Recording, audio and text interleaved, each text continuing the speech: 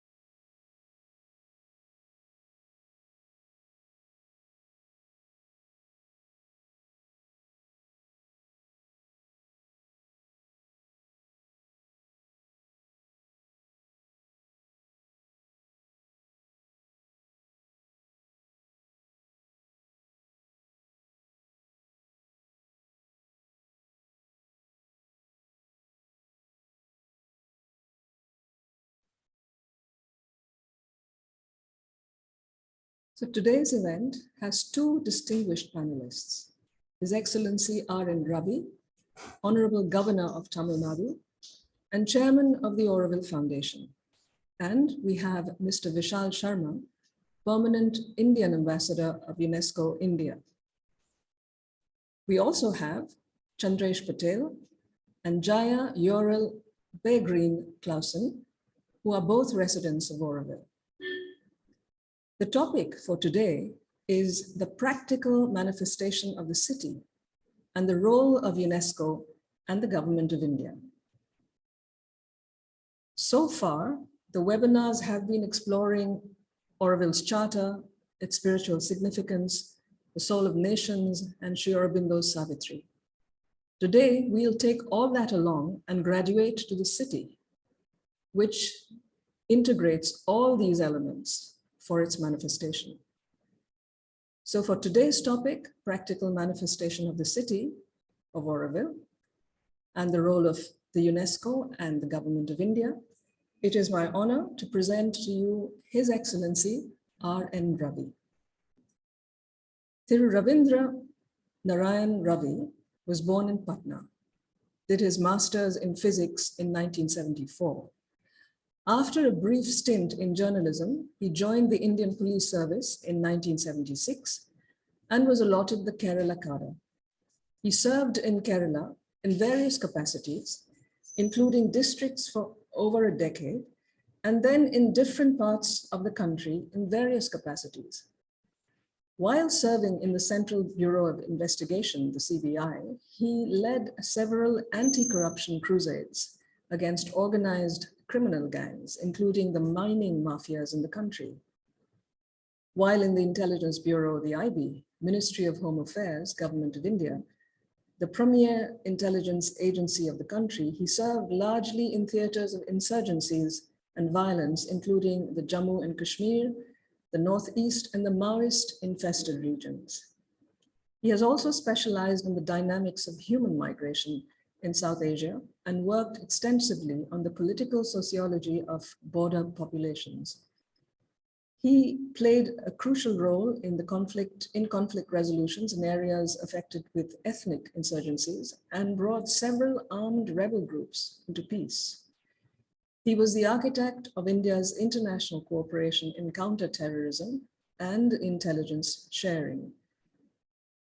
After retirement from government service in 2012, he wrote regular columns in national dailies. He was appointed as the chairman of Joint Intelligence in the Prime Minister's office, where as the head of the intelligence community, he coordinated and guided the agencies to meet the national security needs of the country.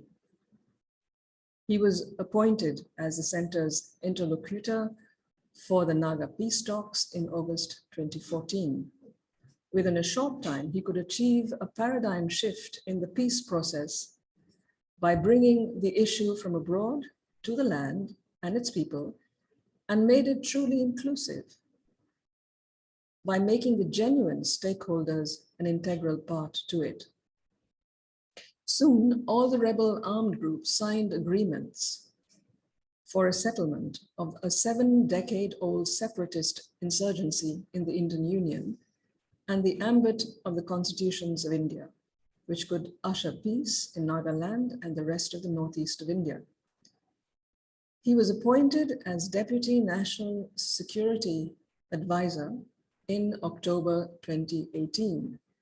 He served as the governor of Nagaland from August 2019 till September 2021. He has also now been appointed as governor of Tamil Nadu by the Honorable President of India and assumed office on the 26th as the 26th governor of Tamil Nadu on the 18th of September 2021.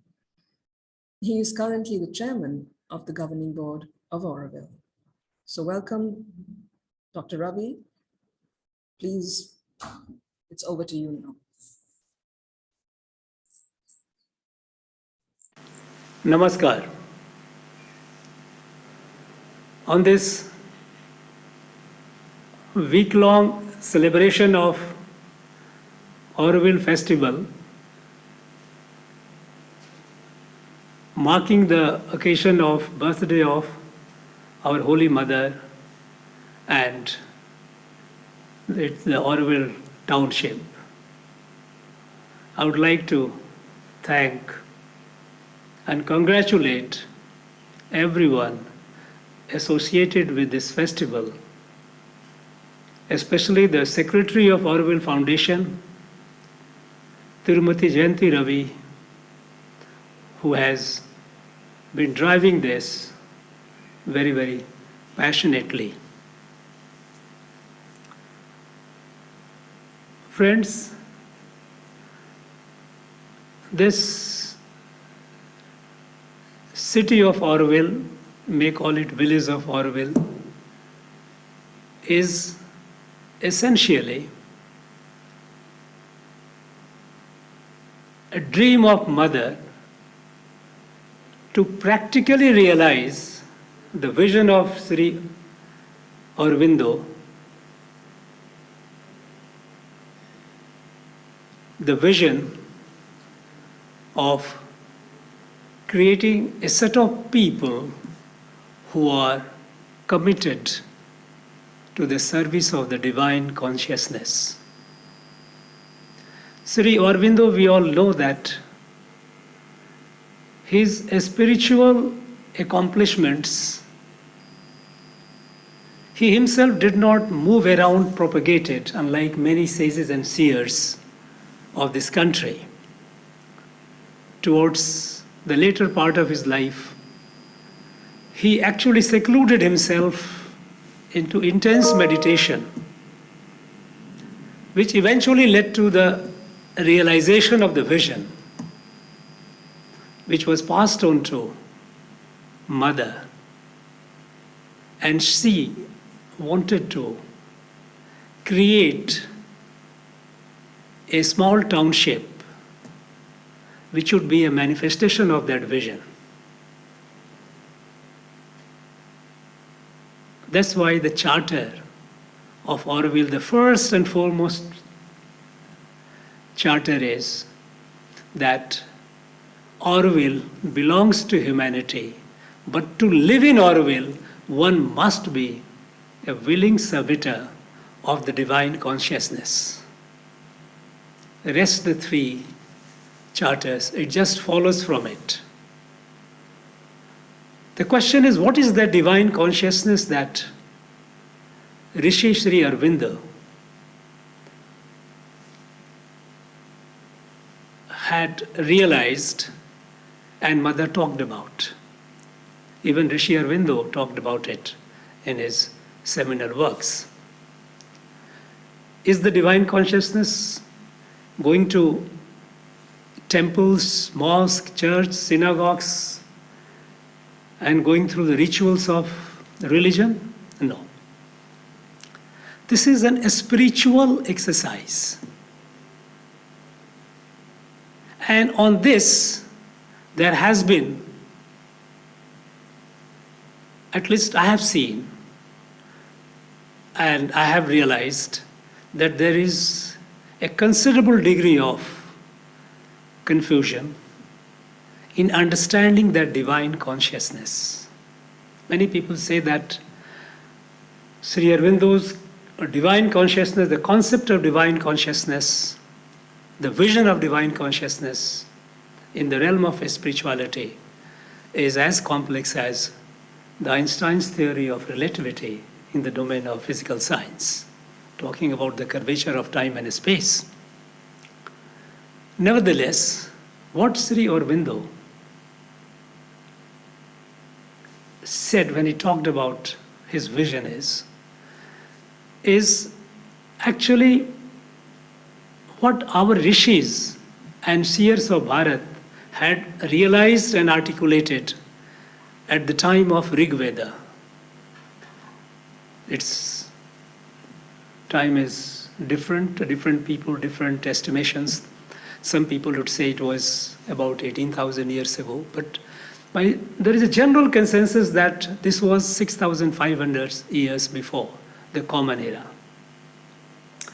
The rishis of Bharat had realized three fundamental truths.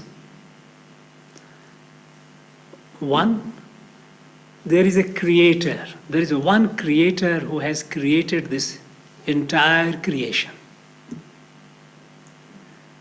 Second is the organic unity of the creation, the oneness of creation. Beneath the apparent mind-numbing diversity, no two entities, no two persons, no two things are exactly alike. Look at the human beings, 7 billion and odd, no two are alike. And similarly in the animal kingdom, plant kingdom,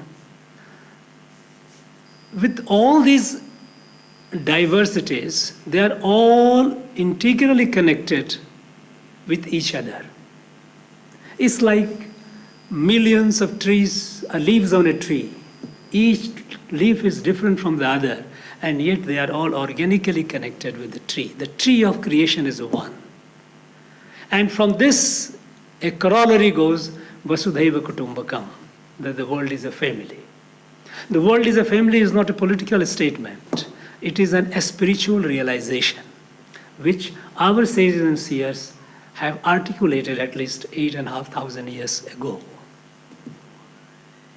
So, one creator, organic oneness of creation. And the third truth was that this creation is governed by immutable laws. It's not arbitrary. Days and nights, change of seasons. All the acts of creation are governed by immutable laws.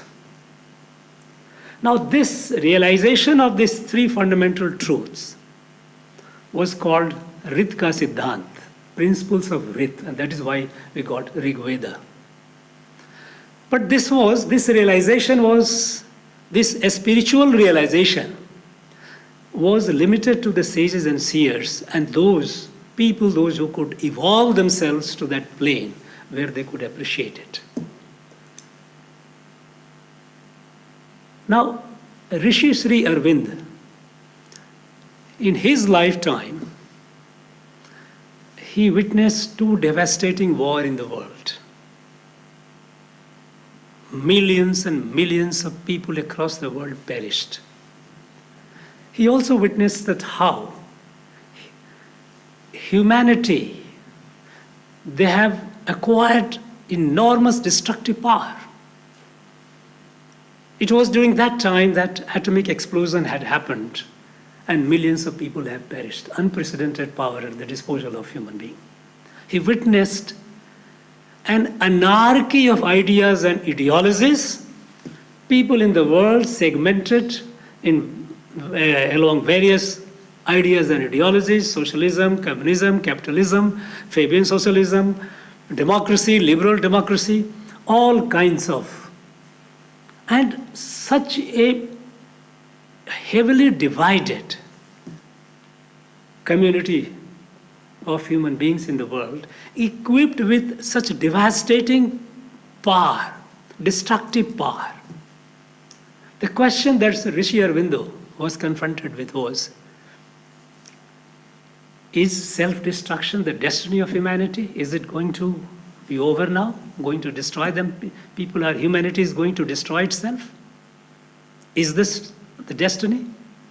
And then he got the realization that no, it is not the destiny. Because in the process of evolution, the human beings are yet one stage short of its eventual evolution, complete evolution. Humans have reached the third stage today. A stage when the matter, which is called Jada, when Chetan, the consciousness, creeps into some matter, the Jiv emerges, life emerges. Jad, Jiv. And when the consciousness, the reasoning, the manas, it gets infused into that Jiv, that became humans. A thinking element, a thinking creature with mind, with intellect. And this intellect, which is essentially what is called Adi Bhautik Buddhi, this intellect which is rooted in the understanding around the Panchabhuta, the five great elements, it is essentially limited. It is not complete. Any knowledge, any understanding reached out of only this Panchabhuta, the Adi Bhautik Buddhi, is not a complete knowledge, is complete Gyan. The step above, what is Sambuddhi, is a spiritual experience, Adhyatmik Anubhav. Sahaj Gyan, what is called in our text, it is Sahaj Gyan. It is not based on calculation of mind. And this Sahaj Gyan was revealed to our rishis about 8,500 years ago, which was articulated in Rig Veda. But it was limited to a select few who could reach that level of evolution. It was not the mass that could reach up to that level of evolution. And Rishi Aurobindo, he thought that the next destiny of human being is to reach that level of super consciousness. Jad, matter, infused with consciousness is Jiv, life. Consciousness with intellect is humans, manas. When manas evolves to next level, what is called Ati Manas, when it fuses with a spirituality, then Mano becomes Mahamano. Now in the Vedic period, Mahamanos were those rishis, those sages, those who reached that stage. Because when you reach that stage, you see the unity of the entire creation. Then to say that Vasudhaiva Kutumbakam, the people around the world, all are a part of a family, is not just an intellectual or a political statement. It is a very, very simple, it is Sahaj Gyan. You are able to relate yourself with others. And then the differences, the anarchy of ideas and ideologies dissolve. It's like a light falling on darkness. Darkness disappears the moment light falls. Shri Aurobindo was of the view that this vision, if it can be realized by a set of people, because he thought that this level, according to him, this next level, which is the ultimate level of evolution, is not going to be automatic. It has to be engineered. This transformation, this final leap of Mano becoming Mahamano is to be engineered. And for that, a set of people with a similar orientation, a spiritual orientation, they come together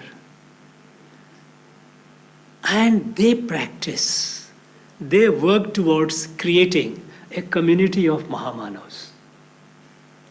This was Mother's dream behind creating Auroville. That Auroville will be a place where people who are of a similar disposition, a spiritual disposition, would come together.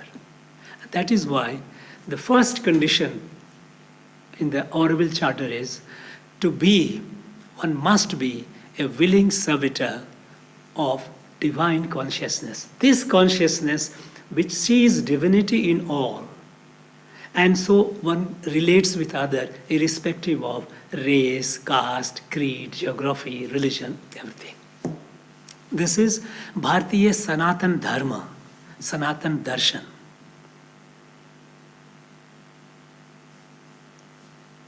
Once this community starts building itself, it is a continuous exercise.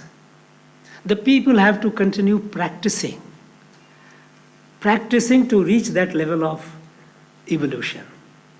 That manas becoming ati manas, the consciousness becoming super consciousness, and mano becoming mahamano. And that way, the super conscious mahamano is also part, this Jad, Chetan, and Manas are within that. As for example, we are human beings, thinking equipped with intellect, but we are also matter. We also have Chetana, but we also have intellect. The next level that comes will also have all the three elements, but that level of super consciousness will be so transformative that the creation will become a paradise. And that is the ultimate destiny of humanity. That is why he said that it has to be a continuous exercise. The life itself is a yoga. Yoga is essentially what is called actually sanslishta yoga. You know, there are two ways of looking at things. The Western, epistemology believes in analysis, Vishleshan, where you break everything into parts, and then you analyze it, try to understand. Bharatiya way of looking at things have been what is called sanslation, synthesis. You look into the totality.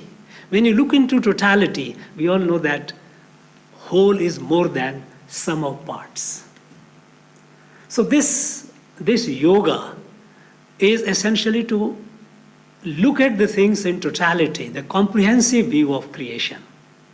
And for that comprehensive view, evolution of intellect to the level of super consciousness, that is spiritual realization, is a must. Now, what is the role of Government of India in this?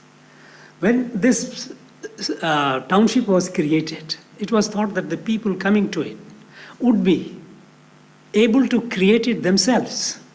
There is no need for any external intervention. It shouldn't be. But somehow, we all being human beings, we are trapped in our own desires, our own egos, our own, you may call it weakness or human frailties. That anarchy which Sri Aurobindo had seen outside the world, it has started manifesting in that small community of people here as well. And so there was intervention. Emergency ordinance came, regulations came. Finally, Auroville Foundation Act came. Ideally, it should have been by the people, by the Aurovillians themselves. And it has to be by the Aurovillians themselves, there's no doubt about it. What is the role of the government? Government of India. The Government of India is only acting as a catalyst because it's a half a century down the line that we have yet to see that vision. That community of people, a small number of people, willing servitor of the divine consciousness, seeing oneness in all, proving themselves as an example to the rest of the world that look, here on earth there is a small patch and a set of people who see each other as one. That would be a message to the whole world. That would spread the sense of that is Mahamano to the rest of the humanity. And that would be the ultimate destiny, and that would save the world. But it didn't happen. Unfortunately, we have seen a large number of groups, factions. Now, these are all at a very subordinate level. It is not the level which Sri Aurobindo had imagined or visioned. We are still trapped at a very, very subordinate level. It has to evolve. But this evolution cannot be done by the government. What Government of India can do? Government of India has to do and will do the physical aspect of it. Because Mother had given a design what the township should be like. That design, to see that design, what we call town planning, is to manifest, is to be created. That is a physical infrastructure of that township where the potential Mahamanos would be sitting, dwelling on that issue of going up to the higher level of consciousness and setting an example for the rest of the world. While realizing the vision of Sri Aurobindo and Mother, also give an example to the rest of the world. So the Government of India is only doing that part. It cannot do the spiritual part of it. It is beyond government, beyond any agency. But at the same time, it has to ensure that the physical infrastructure which the Mother had envisioned according to her design, it has to come up. And I'm glad process has begun. I am very hopeful that soon we will see the township manifesting in its physical domain. And the rest is a continuous process. It's a process that will continue until the people living there, they reach that stage. And having reached that stage, they start spreading their radiance across the world. I wish all of you all the best. Thank you very much. Namaskar.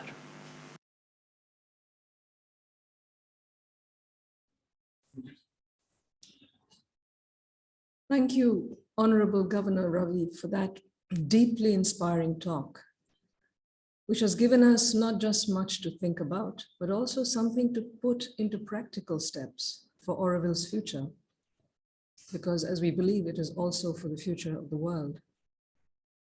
Thank you very much, sir. I'm now very happy to introduce Shri Vishal Sharma. Shri Vishal Sharma is India's ambassador, permanent representative to UNESCO. Shri Sharma has a Bachelor of Science in Physics and a certificate in Executive Program in Business Management from the Indian Institute of Management, Calcutta. He was an officer on special duty in Gujarat when Honorable Prime Minister Narendra Modi was the Chief Minister there. He has served as a distinguished member of the governing body of SPIPA, Sardar Patel Institute of Public Administration, for 9 years. Shri Sharma has been an independent director of BPCL, which is Bharat Petroleum Corporation Limited. In fact, he was one of the youngest people ever to have served on the board of BPCL as a director. Before turning it over to Shri Vishal Sharma, please note that there will be time for questions towards the end of this webinar. So if attendees would kindly post any questions you may have in the Q&A box rather than in the chat box. Shri Sharma will not be joining us online today. So we will now broadcast his recorded message also. Over to you, Vladimir. Dear friends, excellencies, and colleagues, Namaste. The world stands at an inflection point. In this context, the realization of Auroville, the model town envisioned by Maharishi Sri Aurobindo and his spiritual partner Mira Alfassa from France, known as the Mother, becomes even more relevant for humanity. Auroville has been aimed to fulfill human unity through an integral change of consciousness. This was possible due to an immense yoga, the supramental yoga, which Sri Aurobindo carried out for humanity. I'm concerned with the earth, he would say. It is a terrestrial realization that I seek, not a flight to distant summits. All other yogs regard this life as an illusion or a passing phase. The supramental yoga alone regards it as a thing created by the divine for a progressive manifestation and takes the fulfillment of life and body as its object. The association between Auroville and UNESCO dates back even before the project, before the foundation of Auroville. Since 1966, UNESCO has passed 5 resolutions in support of Auroville. In 1968, the mother, founder of Auroville, appointed Mrs. Kailash Javeri to be the secretary in charge, UNESCO section. And since then, collaboration has continued for over 50 years. The General Assembly of UNESCO unanimously passed resolutions in 1966, 68, 70, and 83 in support of Auroville, inviting member states and international non-governmental organizations to participate in the development of Auroville as an international cultural township designed to bring together the values of different cultures and civilizations in a harmonious environment with integrated living standards that correspond to man's physical and spiritual needs. The fifth resolution, passed on 13th November 2017,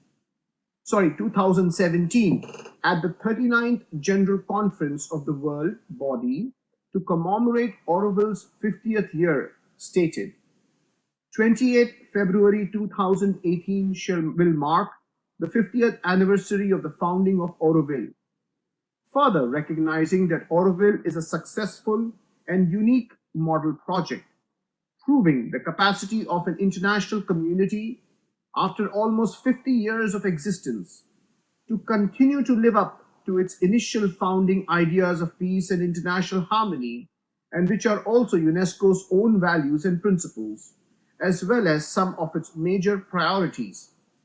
Invites the Director General to reinforce the association of UNESCO with Auroville and organize commemorative activities for its 50th anniversary, and to re-invite the member states on the special occasion of Auroville's 50th anniversary to participate in Auroville's further development. UNESCO Resolution at 39th General Assembly 2017. UNESCO has continued to support the foundation of Auroville and over the years has continued to show interest in the unfolding development even as Auroville was declared the Auroville Foundation following an Act of Parliament. The ideals of Auroville and UNESCO have similarities in values and principles. The key aspects of the Auroville experiment resonate strongly with some of UNESCO's major priorities and concerns, such as dialogue among civilizations, cultures, and religions, cultural diversity and culture as a factor for development, poverty eradication, quality education, and lifelong learning and renewable energies. Several events, conferences have been organized over the years in collaboration with Auroville and UNESCO. The Auroville Earth Institute is the UNESCO Chair of Earth Architecture established in Auroville.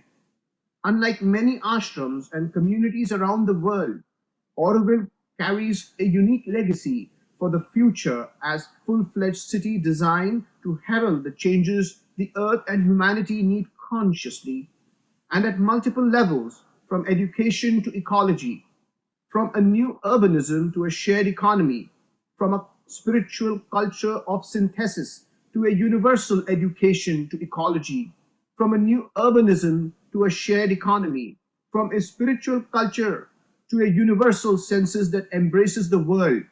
Such an experiment has never been tried before, and perhaps now it becomes even more important and necessary to see it realized in its full potential to become a model at the service of humanity and its destiny. The learning of Auroville's 5 decades-long journey of experiments for integral and unending education complements the larger goals of UNESCO and its critical goal exemplified by the UN 2030 Agenda for Sustainable Development and ensure inclusive and quality education for all and promote lifelong learning. During a visit to Auroville, Mr. A.M. Bao from Senegal, then Director General of UNESCO in 1986, said, "You have been able to transcend what yesterday may have been barriers that separated you. You work together, you understand each other, and perhaps you are what I might say, a summing up of the aspiration of the world of tomorrow."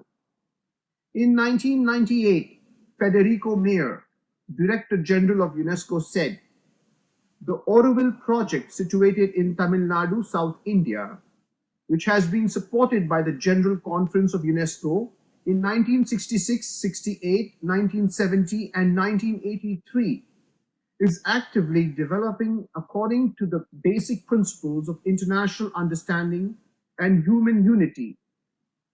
And in 2008, Mr. Koichiro Matsuura, Director General of UNESCO, spoke at the 40th anniversary in Paris. Auroville's ability to survive and evolve over 4 decades bears witness to the strength of the founding principles and the resolve and perseverance of its citizens. In today's globalized world fraught with regional conflicts and economic instability, it is especially reassuring to witness such enduring models of solidarity and humanism. Further, in the words of Mrs. Irina Bukova, Director General of UNESCO in 2014, Shri Aurobindo will also forever be associated with the founding of Auroville, a unique international township founded in 1968 as a place where people from different cultural, educational, and political backgrounds can work together towards the common goal of unity through diversity. I have indeed visited this magical place.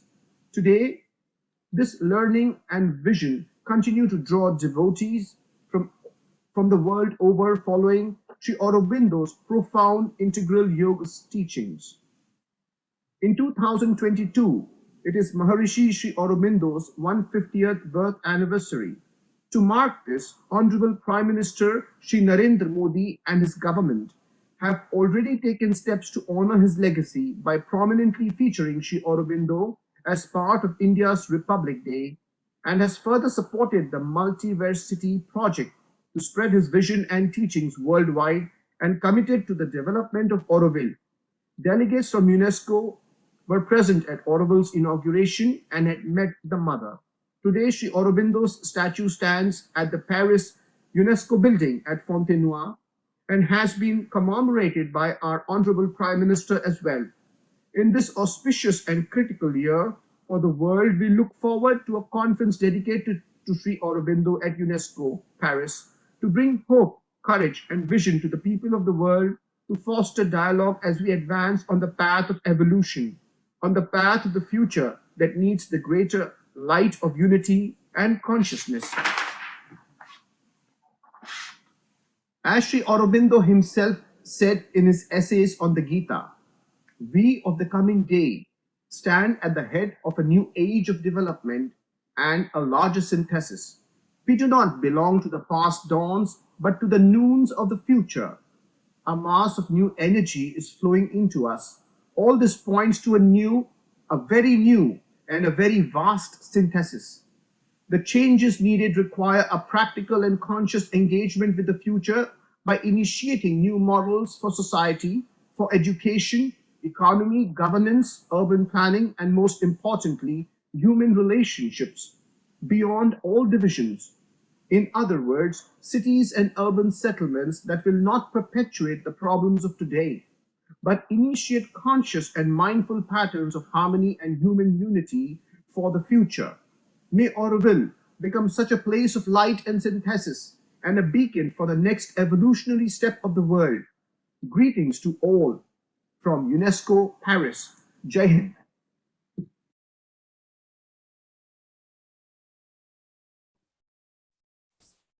Thank you so much. Thank you so much, Shri Vishal Sharma, for that very interesting talk.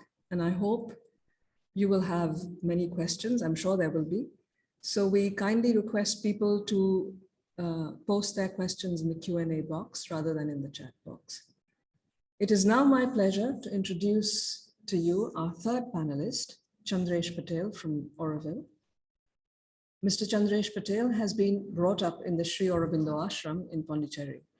He studied engineering at the Ashram School and has worked in the Indian industry as a design engineer and later for over 20 years in Silicon Valley in the USA as a systems and networking design entrepreneur. Chandresh was a member of the Shri Aurobindo Association of USA, member treasurer of AVI USA, and also member of AVI. He worked on outreach and fundraising efforts, along with bringing projects and university youth into Auroville for intern projects. Chandresh has moved to Auroville in 2006 and engaged in various social and entrepreneur activities and has worked with various governance and administrative services of Auroville. Over the last 7 years, Chandresh initiated and rolled out the ICICI communication backbone infrastructure of Auroville for a seamless and borderless participation in building Auroville for all friends of Auroville across the world. I will now turn over to Mr. Chandresh Patel. Please go ahead, Chandresh.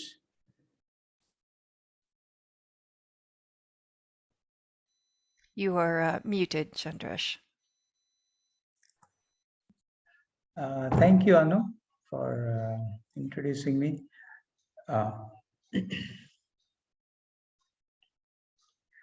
So after listening to our Excellency Chairman of the Governing Board, R.N. Ravi and Vishal Sharma from UNESCO, we have a very wide and broad and deep understanding of this spiritual project that is Auroville. And what I have been asked to present is the manifestation, the practical manifestation of the city of Auroville. Now, what I will cover is that very briefly to bring everybody up to where we are today. Auroville was manifested in 1968. And for first 3 years, even before the beginning, Mother had worked with our chief architect at the time, Roger Anger, in the galaxy plan. There were several iterations done, and the galaxy plan was chosen together by the Mother along with Roger's interpretation and submission of different varieties. So the vision and the implementation of the galaxy plan over the years had gone through various iteration with the various people on the ground. Now, the master plan was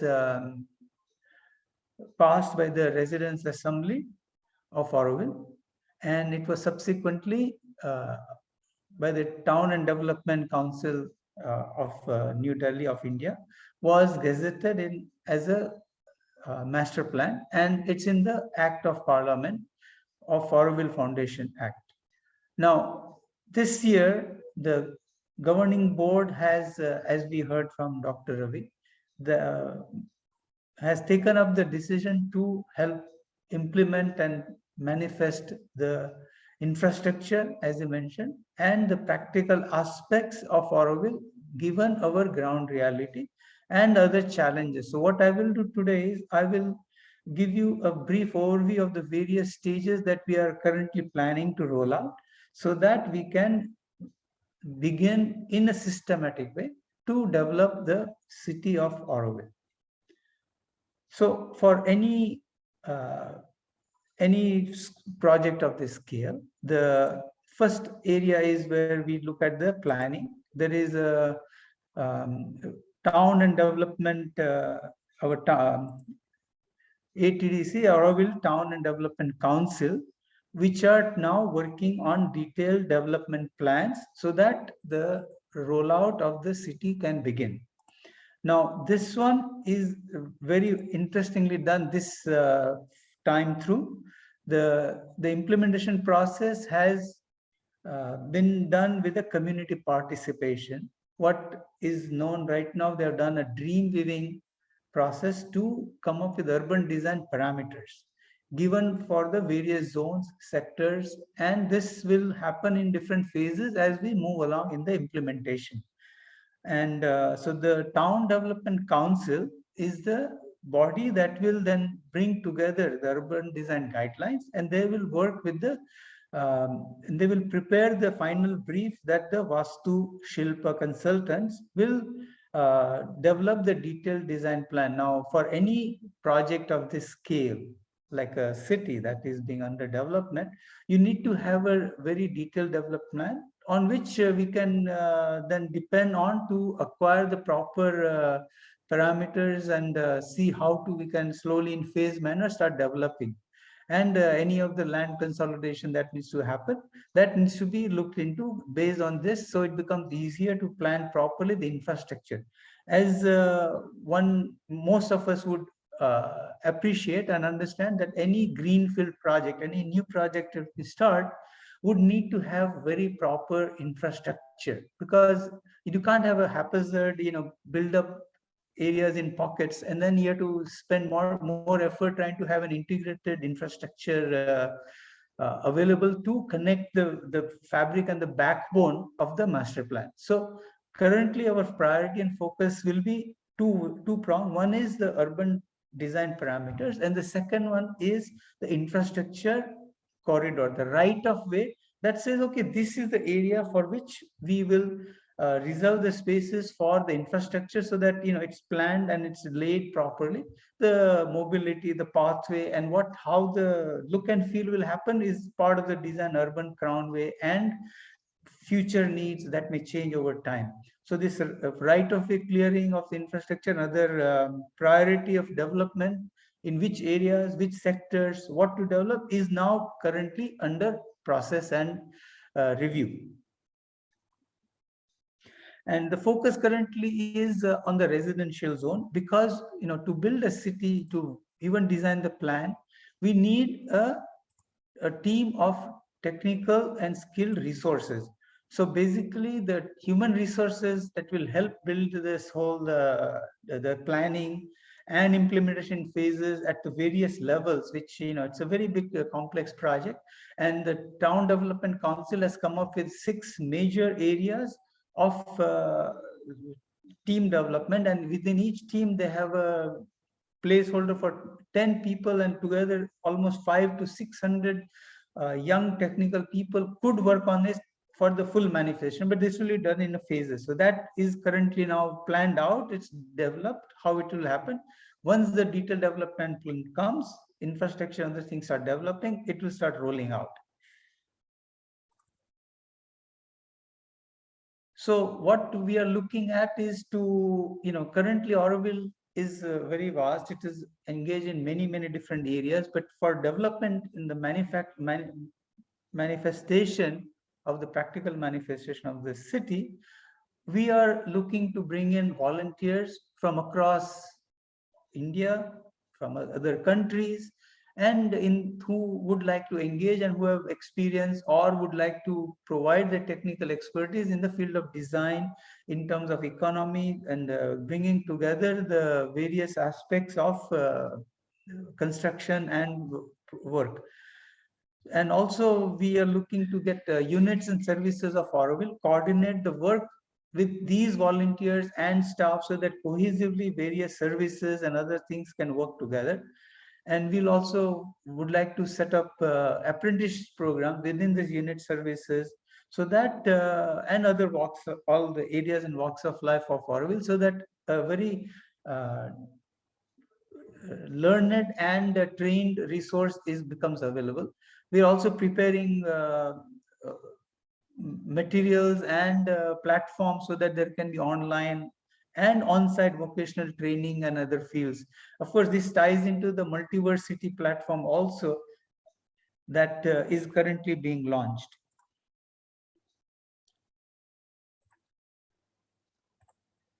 So next, what we are trying to focus in parallel at this point is to come up with a set of houses, hostels for volunteers, those who can give time for 3 months or 6 months or 1 year or 2 years, and then housing for newcomers, those who are aspiring, those who want to aspire in joining Auroville and join this experiment. So we are trying to focus on residential zone 1 and 2 right now to develop it and plan for it, and that is undergoing. Because without places to stay, volunteers and newcomers find it very difficult, extremely hard to find places to stay. And once somebody doesn't have a place to stay, they are not settled in, and then it becomes difficult. The productivity is affected. So first focus is in part of bringing together the resource, human resource, is to provide accommodation for them. So this is happening right now in parallel to prepare for that.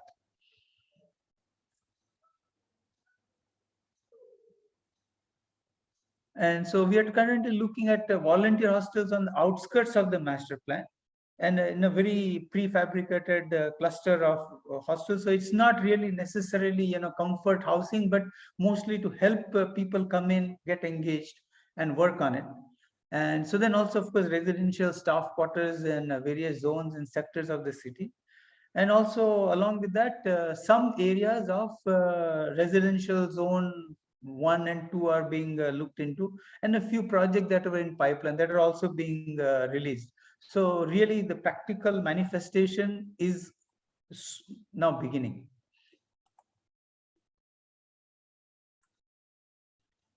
Now, as I mentioned before, for any greenfield project, we need to have proper infrastructure. When you are building houses, when you're building schools, when you're building housing or other administrative buildings, other things, you need to have a proper integrated infrastructure. You need the water, you need electricity, you need communication, you need sewage, you need storm water, then you need mobility, e-mobility, cycle paths, walking, and then green buffers, and which are all part of the master plan. They have to have a proper design of the infrastructure. The right of way where these things will come has to be first and foremost put on the ground, so that the master plan can begin to develop from that. So the current the master plan that was gazetted as part of the Foundation Act has, and it's actually the skeletal fabric of the galaxy plan, which has the planned crown, the crownway, the radials, the ring road. So these infrastructures have to be now starting to be put into the ground, so that urban fabric can then start building on from that. And of course, the support services and the linkages to develop the various zones and sectors also need to be now done in priority, so that we don't take up everything. We do it in phases and priority, but the clearing and everything has to be done properly, so that there are no more blockages to be able to develop what is needed down the road. So we have to enable construction for housing, buildings, as I mentioned before, and public places, and also plan for e-mobility in a phase-wise deployment along the crown and radials.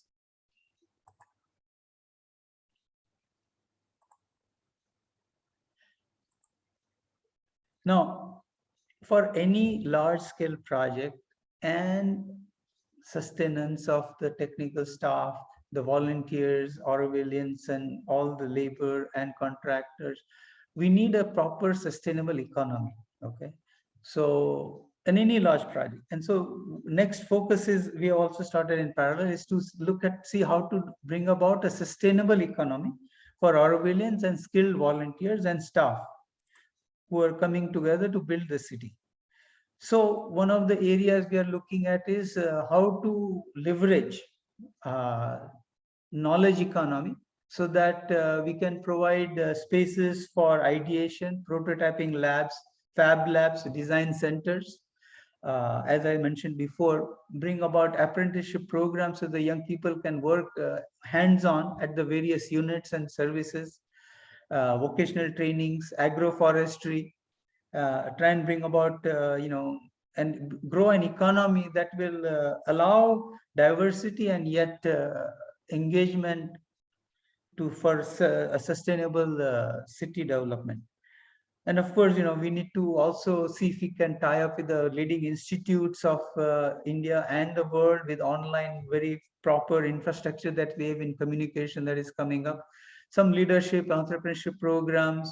And also, Auroville is into 50 years of manifestation, slowly built up. We have units, we have other flourishing and established units and services. So we also need to start seeing how we can bring young people to do a succession planning, do a focused strategic growth, and then support and fund the those which are identified as up and coming initiatives, so that together very with focus we can develop the economy. And also, of course, instead of venture capital program, we should try and bring about social venture programs, maybe even look at design outsourcing for creative ideas when, people from various cultures and background come together. And if we have a fab lab with integrated living setup, there can be a lot of creative collaboratory experiences, and it can have many designs which are new and which can be then maybe done into manufacturing with the royalties set up with outside industries. So all these are possibilities that we are looking at and seeing how we can nurture it and grow.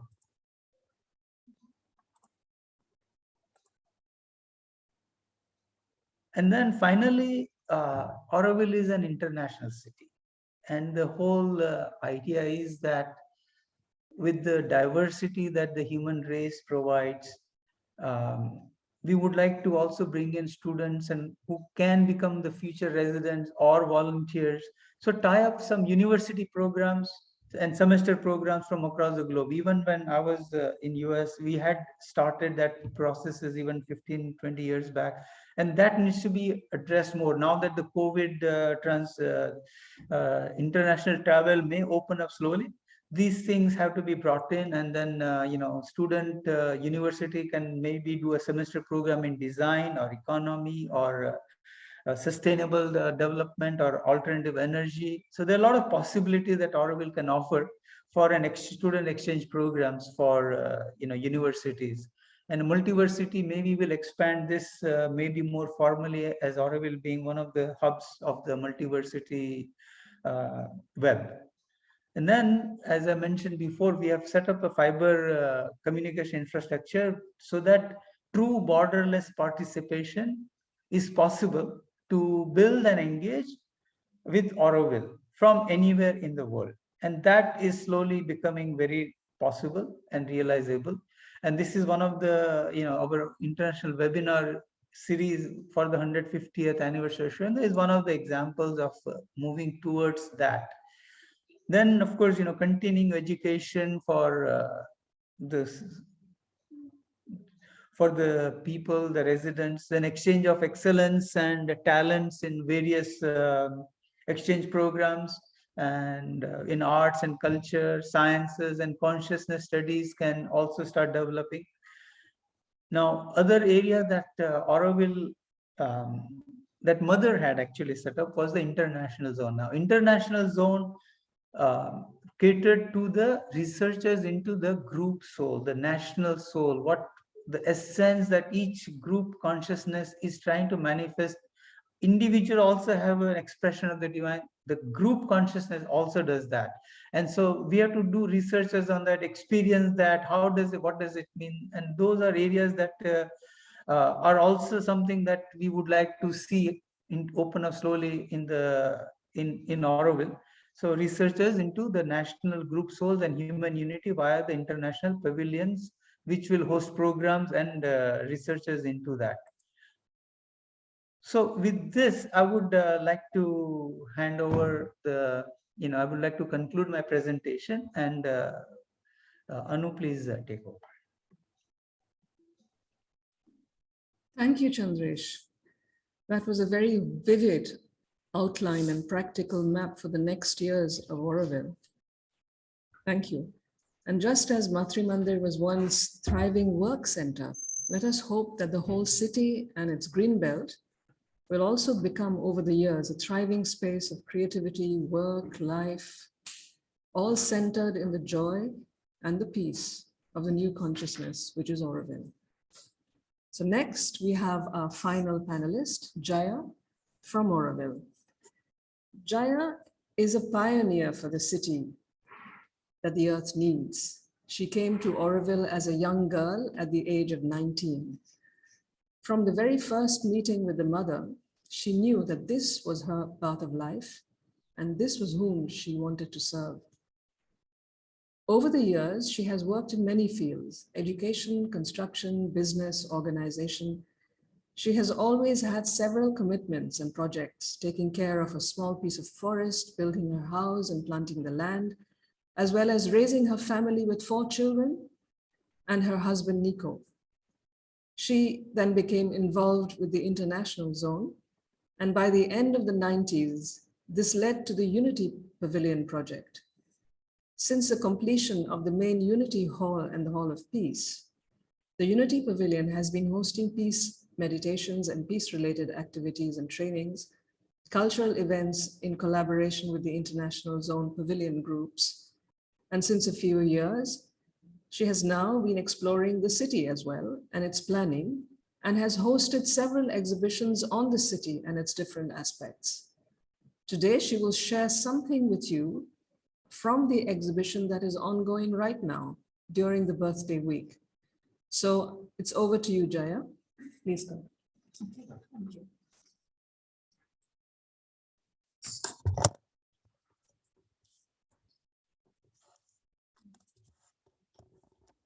So I am Jaya, and I'm sitting here with a book in front of me. It is the master plan, the first master plan from 1971. And this plan starts with why Auroville, and then it presents a dream, the text that Mother gave in 1974. And following that is the Auroville Charter. And I want to say something because this is the foundation for the city. The master plan, not the master plan, the Auroville Charter is the impact that this city has to have. This is what will happen because of this city. A place which doesn't belong to anybody.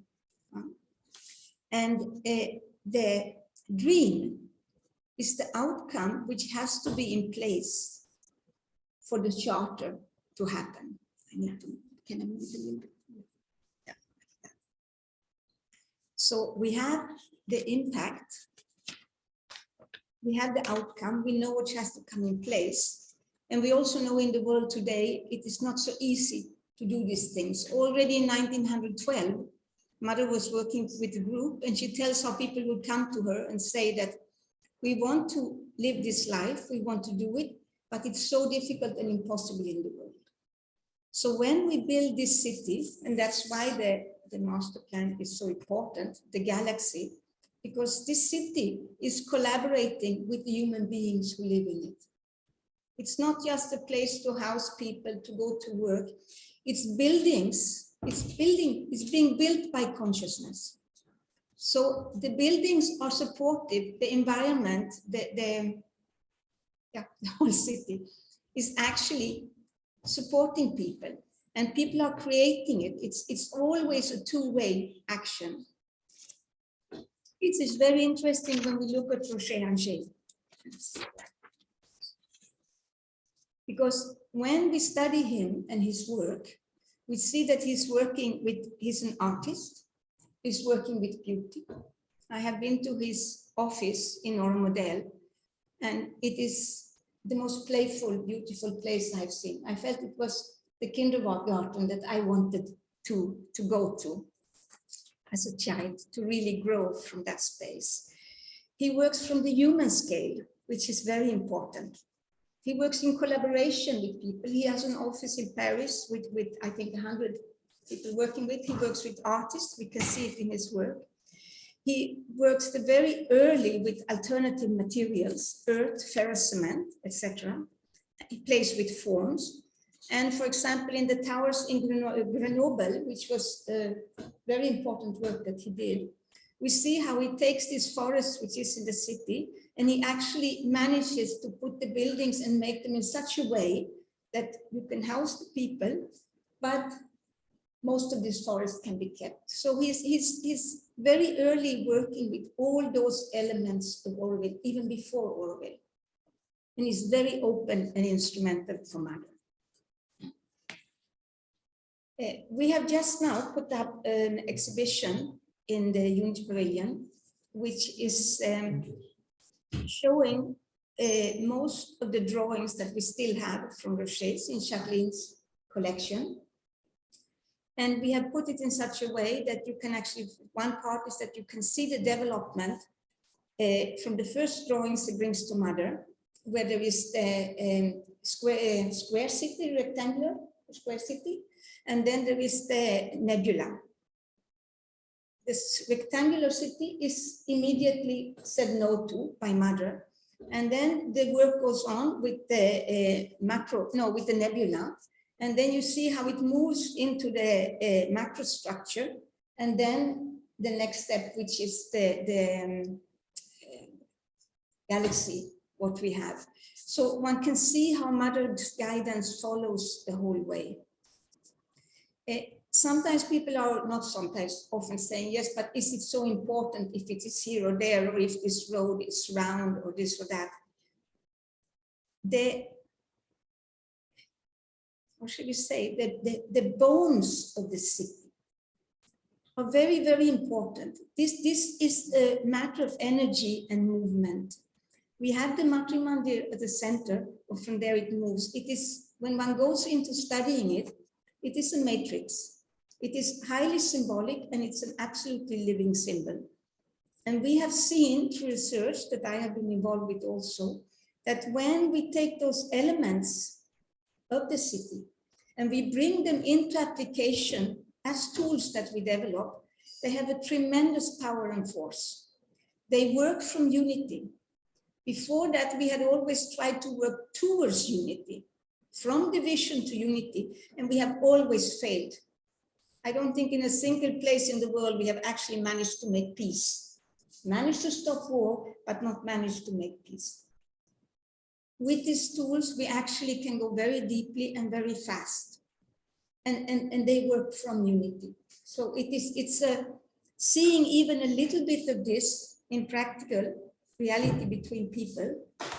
One feels the importance, because we are just touching the surface of knowledge about these things today. There are much deeper layers that as our consciousness grows, we will be able to touch on. I also wanted to say something about, because I happen to have this wonderful master plan, which is hand-drawn. We had one copy in Auroville, which was eaten by termites, but still being used. And this copy I received in Sweden must have been 2006 or 7, from Vera Hedenmo, who was the lady, Swedish lady you can read about in the agenda also. And she had brought this material. Yes. This is the drawing of the roads you have here. So this is an overlap on butter paper on the galaxy you have here. And here you see the road. So this is from 1971. All this is in place at that time. you can also notice that at this time, the green belt is yet not there. Green belt is still to come, but we have not that has still not come down. Also, I will say what is important in my experience is the fact that when many people are not visionary, in the sense that they can see something which is unfinished and have a sense of what is coming. So when people look at the galaxy model, they see concrete, they see these white things and they think that it's all this concrete. And then they think that maybe all these little squiggles have to be exactly in those places. That is not how it is at all. The movements have to be there. This is very, very, very clear how it comes. The zones are there. These are the big important things. Everything is important, of course. But we, the architects, the people who live here, have a lot of input into how this is formed. For me, one example is with the African pavilion, because I have worked with that quite a lot. And there was the drawing which was made by Shri for the international zone. There was a certain buildings drawn out. When we had the African architects who were here, who did the study for it, they took the parameters for the international zone, for the African pavilion. It was the circle, which is given. Everybody was complaining about, how can you have only round houses? How will there only be triangular? Why will there only be squares? Architects will be so limited.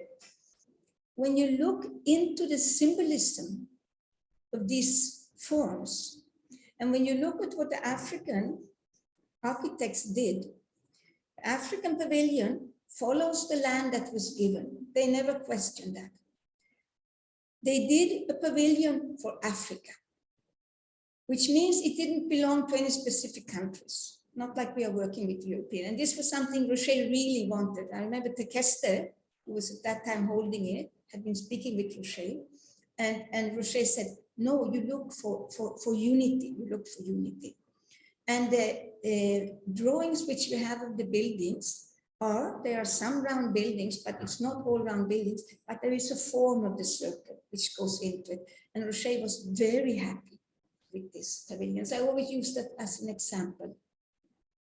And yes, what more would I like to say?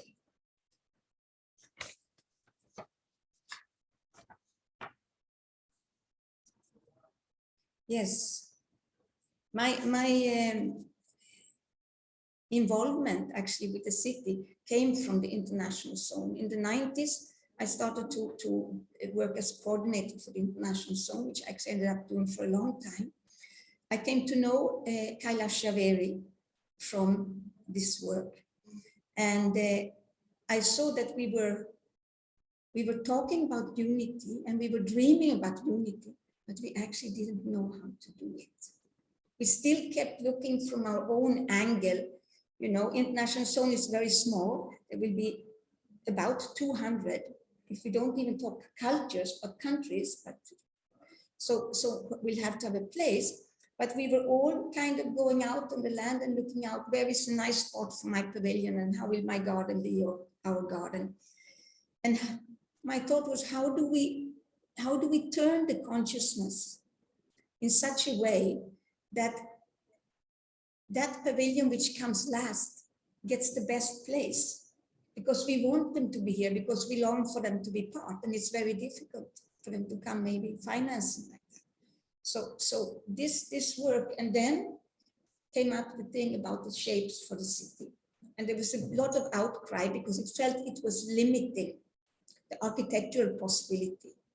But when you look in the world, what limitations brings about impossibility, it is tremendous, actually.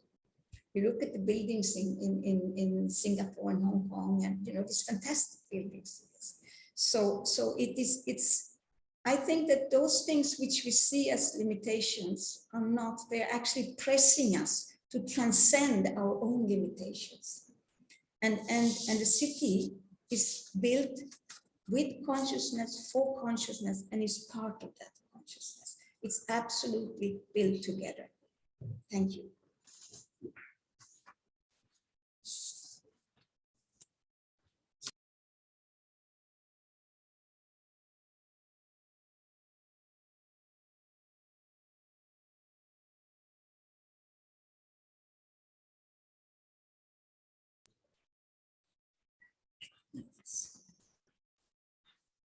Thank you so much, Jaya. I think when you bring back the international zone after the Matri Mandir, that was the very first thing that the mother started. So there's a lot to be done there, and I'm so glad that you are seated in the center of the international zone and thinking about it now. I can see many questions popping up, both in the chat box and in the Q&A. So shall we just go over to Ravi, who's going to take over the question answer part. Before we go ahead, perhaps I'll do that last after the question and answer. Ravi, why don't you go with the question answers first? Sure, Anu, thank you so much. And any questions that are in the chat box, if you could kindly put them in the Q&A. There's a little Q&A section at the bottom, and you just click on that and you'll be able to type them in, and that way we can find all the questions there. And before beginning the questions, I also want to mention that I have put in the chat box the link to where you can find all these recorded sessions for the week. We've gotten many emails asking where they can be found. So there is a link in there for all attendees, and we'll be circulating that also in an upcoming email. So please, any questions, post in the Q&A. And at this time, Chandresh, if you and Jaya could please open your mic and also your video so that you can answer any questions here that may come up. And I'll just give Jaya here a second to also come in. And while she's getting settled, Chandresh, let me ask you this first question. Question about how we can help in building Aurovilles. What kind of skills, money, labor, who should they contact? Perhaps you can share that information with our attendees. Sure, thank you. So what we are doing, as I was presenting, first of all, let me say I'm so sorry that I forgot to turn the sharing on my presentation on. So people were just looking at me talking, but my presentation was only in my screen and not for everybody. But what I would like to respond with is that we are working on a few long-term, long impact projects, such as I said, the volunteer hostels, then incubation center, and data administration, IT infrastructure. So there are a few groundbreaking projects that we're going to starting. We're preparing a business plan for them. So we would like to have seed funding, at least in the next few months, so that we can prepare it and finalize it, so that the final project plans can be done. That's one area. Another area is we definitely would like to invite young people from across the world, across India, so that if they're interested, we can, as we build the youth hostel, the volunteer hostel, they can start staying there and start engaging with Auroville and trying to see where they can engage. So those are the two areas where we would like to see. Now, there was a newsletter launch called Auroville Tomorrow by one of our outreach media team, and that will talk about future looking and positive impact project that are oncoming, and people can subscribe to that, and then that will then be the link to with our friends of Auroville and donors to see and other how to engage with us. Perfect, thank you. And perhaps you've answered this other question here in that perhaps it's going to be in the Auroville Tomorrow newsletter, but they're asking if there's going to be a portal for volunteers who are willing to work offline or online, and where they can register. So there is another website that we have, manifestingauroville.com, and maybe that would be a proper placeholder to maybe have a sections on how we can collaborate. I'll talk to the team who's managing the manifestingauroville.com and see if they can look into this area. Yeah, I think that would be great because I think there's many of us that would like to support this effort from abroad and would need to be able to do it online. Sure. So I'm just kind of sorting through here the chat. I don't see any questions in the chat box. And we are just about on time. And Chandresh, even though you didn't show your video, it was an excellent presentation. So please no worries, and we'll send out a link to the presentation. Okay. Thank you. Great. So if there are no other questions, and I would just say, Jaya, is there anything else that you would like to say at this time? No, not especially. Okay. I could talk endlessly about it. It's very dear to my heart. But I think that we're quite good. Very good. And we could listen endlessly. Did a marvelous job. Thank you so much. So with that, then we will bring our program to a conclusion, and I'm going to turn it back over to Anu, who will make an announcement and close our session for us. Anu? So it's true, it's been such an enriching session today, starting from the Vedic rishis to Shri Aurobindo to the perspective from the UNESCO and on the ground from Chandresh and Jaya. And I'd like to thank especially our honorable guests for their time and very valuable contributions.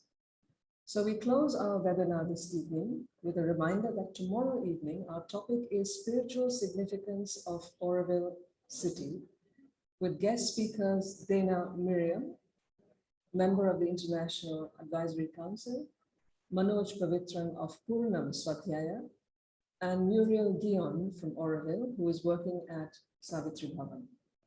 So we close the program today with a group meditation.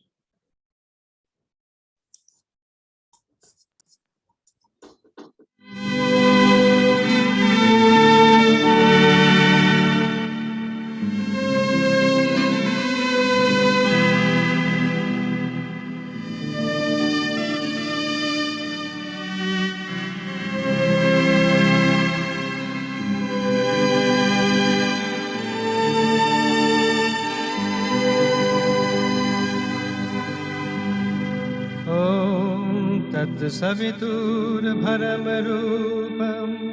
ज्योतिः परस्य धीमहि यन्नः सत्येन दीपयेत्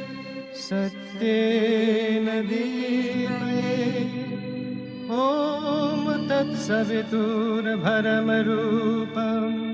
ज्योतिः परस्य धीमहि यन्नः सत्येन दीपयेत् सत्येन दीपयेत्